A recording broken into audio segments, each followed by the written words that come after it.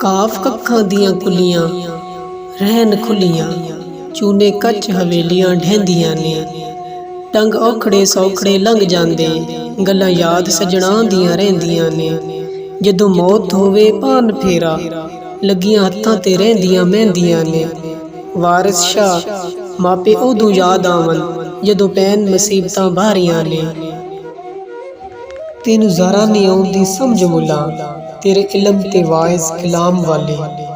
ਰੱਖ ਠੱਕ ਕਿਤਾਬ ਸ਼ਦਾਬ ਹੱਥੋਂ, ਕਰ ਸਿਫਤ ਕੋਈ ਯਾਰ ਦੇ ਨਾਮ ਵਾਲੀ। ਅਸਾਂ ਇਸ਼ਕ ਕਫਾਰ ਦੇ ਕਾਫਰ ਨੂੰ, ਕੁਝ ਖਬਰ ਨਾ ਮਜ਼ਹਬ ਇਸਲਾਮ ਵਾਲੀ। ਮੁਹੰਮਦ ਬੂਟਿਆ ਵੇਖ ਕੇ ਜ਼ੁਲਫ ਮਾਹੀ ਦੀ, ਖਿੱਚੀ ਅਲਫ ਦੀ ਸ਼ਕਲ ਮੈਂ ਲਾਮ ਵਾਲੀ। ਜਿਹੜੇ ਕਹਿੰਦੇ ਸੀ ਮਰਾਂਗੇ ਨਾਲ ਤੇਰੇ, ਅੱਜ ਉਹਨਾਂ ਵੀ ਬਾਜ਼ੀਆਂ ਹਾਰੀਆਂ ਨੇ। ਜਿਹੜੇ ਰਹਿ ਨਹੀਂ ਸਕਦੇ ਦੀਦ ਬਿਨਾ, ਅੱਜ ਉਹਨਾਂ ਵੀ ਬਾਰੀਆਂ ਮਾਰੀਆਂ ਨੇ।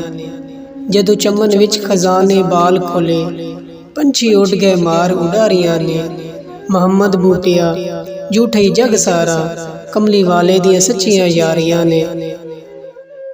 ਮੈਨੂੰ ਜਿਵੇਂ ਬੇਤਰਸਿਆ ਠੱਗਿਆ ਆਈ, ਇੰਜ ਕੋਈ ਨਾ ਸੱਜਣ ਨੂੰ ਠੱਗੇ। ਹੋਇਆ ਬੰਜਰ ਮਹਲ ਗਰੀਬਾਂ ਦਾ, ਇੰਜ ਤੀਰ ਹਿਜਰ ਦੇ ਲੱਗੇ। ਅਸਾਂ ਹਰਦਮ ਸੰਗਤ ਦੇ ਮਾਮਲੇ ਵਿੱਚ, ਹਰ ਬਸ਼ਰ ਤੋਂ ਰਹੇ ਹਾਂ ਅੱਗੇ। ਚਿੱਟੇ ਰੜੇ ਤੇ ਲਾਸ਼ ਹੀ ਸੰਦਲ ਦੀ, ਪਰ ਸੱਜਣ ਸਿਆਣ ਨਾ ਸਕੇ। ਇਸ਼ਕ ਤੇ ਆਤਸ਼ ਦੋਵੇਂ ਸੇਕ ਬਰਾਬਰ, ਤੇ ਸਾਨੂੰ ਇਸ਼ਕ ਦਾ ਸੇਕ ਚੰਗੇੜਾ। ਅਗ ਤੇ ਸਾੜੇ ਕੱਖ ਤੇ ਕਾਨੇ, ਤੇ ਇਸ਼ਕ ਸਾੜੇ ਤਨ ਮੇਰਾ।